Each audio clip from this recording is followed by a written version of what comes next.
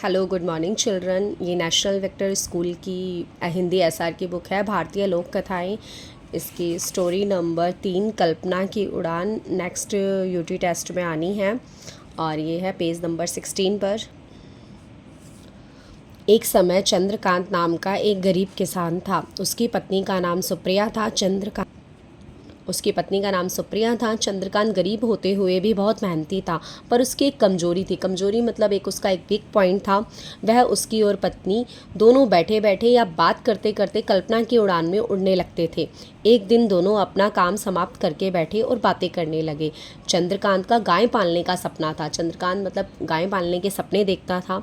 वह दूध का व्यापार करना चाहता था। दूध के व्यापार से धनी बनने का स्वप्न वह अक्सर देखा करता था। मतलब वो दूध का जो बिजनेस करना चाहता था, उसके वह सपने अक्सर देखता था कि उससे वह बहुत ज़्यादा अमीर हो जाएगा। गाय खरीदने की बात से पति पत्नी की वार्ता प्रारंभ हुई। वार्ता मतलब बातचीत प्रारंभ हुई, मतलब बात करने लगे। चंद्रकांत ने कहा, हम लोगों की एक योजना एकदम सही है।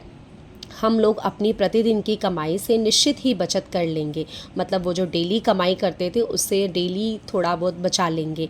उसकी पत्नी ने कहा, ठीक है, यदि तुम मुझे प्रतिदिन 10 रुपये दोगे, यानी आप मुझे डेली 10 रुपये देंगे, तो मैं 8 रुपये खर्च करके 2 रुपये बचा लूँगी। मतलब 8 रुपये में वो दिन चला लेगी और 2 रुपये वो बचा लेगी। इस प्रकार महीने के अंत में हमारे पास 60 रुपये बचेंगे ना। 2-2 रुपये करके हमारे पास 60 रुपये बचेंगे, क्योंकि एक महीने में 30 डेज़ होते हैं। 30 को 2 से मल्टीप्लाई करेंगे। एक दिन में वो 2 रुपये बचा रही है, तो 30 मल्टीप्लाई बाई 2 60 रुपये हमारे पास बचेंगे। एक वर्ष में 720 रुपये हो जाएंगे। मतलब टोटल जो वर्ष हो गए उसमें उसके पास 720 रुपये हो जाएंगे। चंद्रकांत ने आगे कहा, अर्थात 10 वर्ष में हमारी अपनी गाय आ जाएगी। मतलब वो इतनी दूर की सोचने लग गए कि 10 वर्ष में उनकी अपनी एक गाय आ जाएगी। सुप्रिया ने प्रसन्न होते हुए कहा, बहुत अच्छा, तब तक तो दूध का मूल्य भी बढ़ चुका होगा। हमारी लक्ष्मी तो हमारे लिए बहुत शुभ होगी। लक्ष्मी वह कौन है? चंद्रकांत ने पूछा। मतलब उसने कहा हमारी लक्ष्मी तो हमारे लिए बहुत शुभ होगी। तो चंद्रकांत ने पूछा कि लक्ष्मी कौन है? सुप्रिया ने कहा हमारी गाय का नाम है। तो यहाँ पर गाय का नाम किसने रखा है? चंद्रकांत की जो बीबी है सुप्रिया, पत्नी, उसने रखा है। मैं तन मन धन से उसकी सेवा करूँगी, उसे अच्छे से अच्छा भोजन दूंगी और सदा स्वस्थ रखूँगी, तभी तो हम ढेर सारा दूध देगी गाय। हाँ, गाय की अगर आप सेवा करेंगे, उसको अच्छे से रखेंगे, तो वो दूध भी देगी। पर ये सब ये इमेजिन कर रहे हैं, रियल नहीं है। तब तो उसे साफ़ सफाई से रहने के लिए अच्छी जगह भी चाहिए होगी। मैं उसके लिए बड़ा बड़ा गौशाला बनवा दूंगा जो खूब हवादार रहेगा। ये चंद्रकांत कह रहा है कि मैं उसके लिए बड़ा गौशाला बनवा दूंगा जो खूब हवादार होगा। सुप्रिया ने फिर कहा, हाँ, यदि गौशाला साफ़ सुथरा होगा, हवादार और बड़ा होगा, तो दूध दहने मतलब दूध जो निकाला जाता है गाय का, उसे बोलते हैं दूध दुहने। के बाद हम लोग दूध को बाजार ले जाने से पहले वहीं पर ठंडे में रख सकते हैं। चंद्रकांत ने कहा, दूध रखने के लिए फिर तो दूध का बर्तन भी होना आवश्यक है कि नहीं? सुप्रिया बोली, अरे हाँ, मैं तो भूल ही गई, हम लोग शीघ्र ही दूध के लिए अच्छे बर्तन खरीद लेंगे। दूध का बर्तन खरीदने का निश्चय कर सुप्रिया अगले दिन बाजार गई। मतलब सुप्रिया अगले दिन बाजार भी चली गई और खूब अच्छे महंगे 6 दूध के बर्तन खरीद लाई। सुप्रिया कितने दूध के बर्तन खरीद के लाई थी? 6 दूध के बर्तन। शाम को जब चंद्रकांत काम से लौटा तो सुप्रिया ने उसे गर्व से दिखाया, तुमने 6 बर्तन क्यों खरीदे? अब चंद्रकांत ने पूछा। सुप्रिया ने तर्क दिया, मतलब सुप्रिया ने उत्तर दिया, तुम्हें पता नहीं है, एक गाय ढेर सारा दूध देगी। जो दूध देगी गाय, वो बहुत सारा बाल्टी भर भर के दूध देती है वैसे एक गाय ना, और सवेरे शाम देती है। एक बड़े बर्तन में दूध रखेंगे, एक वो 6 बर्तन देखो आप किस यूज़ में आएंगे। एक बड़े बर्तन में दूध रखेंगे, एक में दही, एक में मक्खन, एक में घी और एक में छाछ। चंद्रकांत दूध के लाभ और उससे बनने वाली वस्तुओं को सोचकर प्रसन्न होता हुआ पत्नी से बोला। मतलब दूध से हमें बहुत सारे लाभ होते हैं और दूध से ये सारी चीज़ें बनती हैं, दही, मक्खन, घी, छाछ, है ना। पत्नी से बोला, ठीक है, दूध की अन्य वस्तुओं के लिए 5 बर्तन तो समझ में आ जाते हैं, पर छठा बर्तन किस लिए है? क्योंकि ये 5 चीज़ें हो गई। भोलेपन से सुप्रिया ने कहा, मतलब बिल्कुल नादानी से उसने कहा, प्रिय, मतलब अपने चंद्रकांत को बोलते हुए, प्रिय, यदि कभी भी कोई वस्तु थोड़ी अधिक हो गई, मतलब कोई भी चीज़ अगर ज़्यादा हो गई, जो भी अधिक होगा, तो मैं उसे पड़ोस में रहने वाले अपने भाई को दे दूँगी। क्या तुम अपने भैया को दे दोगी?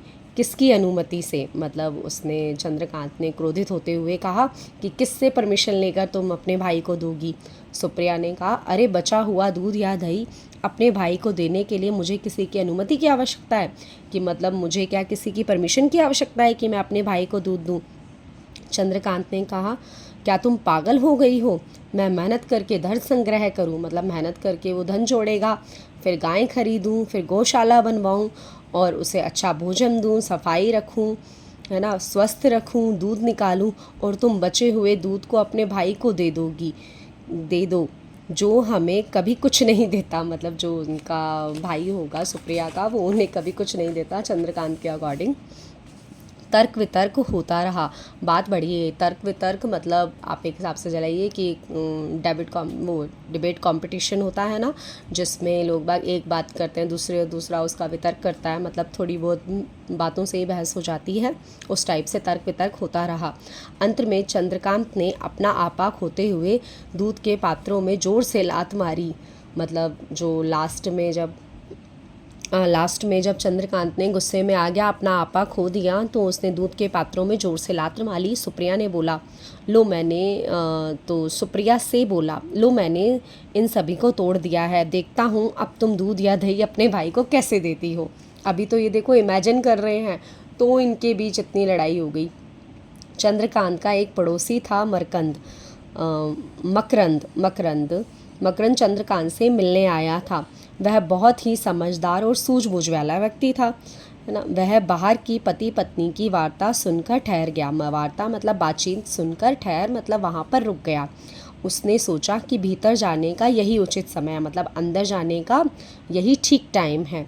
उसने भीतर जाकर चंद्रकांत से पूछा, मतलब वो अंदर गया और उसने चंद्रकांत से पूछा, मित्र, फ्रेंड, किस बात पर विवाद हो रहा है, मतलब किस बात पर लड़ाई हो रही है। पहले के लोग थे, अगर किसी के घरों में लड़ाई होती थी तो वो सीधा अंदर ही चले जाते थे कि क्या बात है, पर आजकल के नहीं जाते हैं। आजकल ये कहते हैं कि अपने घर का नहीं है तो दूर रहना ही बेटर है। चंद्रकांत जो अभी भी कल्पना की उड़ान पर ही था, चंद्रकांत जो था मतलब अभी भी इमेजिनेशन में ही था कि उसकी गाय आ गई है और उसकी पत्नी ऐसे ऐसे भाई को दे रही है, तो वो अभी तक भी वो इमेजिनेशन में ही था। बोला, देखो मेरी पत्नी बचा हुआ दूध और दही अपने भाई को देना चाहती है। दूध? कैसा दूध? आश्चर्यचकित होते हुए मकरंद ने पूछा। हमारी गाय लक्ष्मी का दूध, चंद्रकांत ने कहा। मतलब वो अभी इमेजिन में ही है ना, गाय आई तो नहीं है, पर वो कह रहा हमारी गाय लक्ष्मी का जो दूध है ये सुप्रिया अपने भाई को देना चाहती है। मकरंद ने चारों ओर अपनी नज़रें दौड़ाई, उसे कहीं कोई गाय नहीं दिखाई दी। कहाँ से दिखाई देती, क्योंकि कोई गाय थी ही नहीं। उसने पूछा, गाय कहाँ है गाय? चंद्रकांत ने अपनी ही रो में कहा, मतलब वो अपनी ही उसके अंदर ही था, अपनी ही उसके अंदर, कि मेरा है। तो मेरा तात्पर्य उस गाय से है जो हम लोग 10 वर्ष बाद खरीदने की योजना बना रहे थे। मतलब 10 साल तक तो वो पैसे इकट्ठा करेंगे, उसके बाद वो उसे खरीदेंगे। मकरंद ने उसे मूर्खता की पराकाष्ठा समझा। मतलब सबसे मूर्ख बात थी ये। चंद्रकांत और सुप्रिया को यथार्थ में लाने के लिए, मतलब चंद्रकांत और सुप्रिया को यथार्थ मतलब जो अभी की सच्चाई है उसमें लाने के लिए एक युक्ति सोचकर, मतलब एक योजना सोचकर उसने कहा, आहो तो यह बात है। इतने दिनों से मैं आश्चर्यचकित था कि कौन मेरी सब्जियों का खेत चर जाता है। तो उसने कहा, ओहो तो यह बात है। इतने दिनों से मैं आश्चर्यचकित था, मतलब मैं हैरान था कि कौन मेरी सब्जियों का खेत चर जाता है। हो ना हो यह तुम्हारी गाय लक्ष्मी का ही काम है। रात में मैं मेरे खेत में आती है और उसे चर लेती है। मतलब अब वो भी इमेजिनेशन कर रहा है कि मेरी सब्जियों का खेत जो है वो तुम्हारी गाय लक्ष्मी आती है और चढ़ जाती है, जो कि तुम ही गाय के मालिक हो। इसलिए तुम भी दंड के लिए अधिकारी हो। आप तुम्हारी गाय हैं तो दंड तो तुम्हें ही मिलेगा।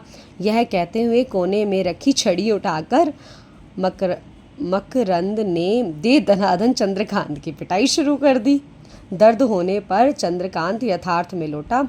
मतलब दर्द जब हुआ उसे पिटाई से, तो चंद्रकांत जो वास्तविकता थी, जो उस टाइम पे चल रहा था, उधर लौटा और उसने पूछा, तुम्हारा सब्जियों का खेत कहाँ है वह? मतलब उसने पूछा कि तुम्हारा सब्जियों का खेत कहाँ है वह? पति की मूर्खतापूर्ण बातें और बिना बात को उसे पिटता देख सुप्रिया जोर से हंसने लगी। चंद्रकांत को भी अपने व्यवहार पर लज्जा का अनुभव हुआ। लज्जा मतलब उसे अपने व्यवहार पर भी शर्म आई और मकरंद ने पिटाई करने के लिए क्षमा मांगी। उस दिन के बाद चंद्रकांत और सुप्रिया कल्पना की उड़ान पर जाना छोड़ दिया, मतलब उन्होंने इमेजिन करना छोड़ दिया। Please like and subscribe for the next video. Bye bye, take care.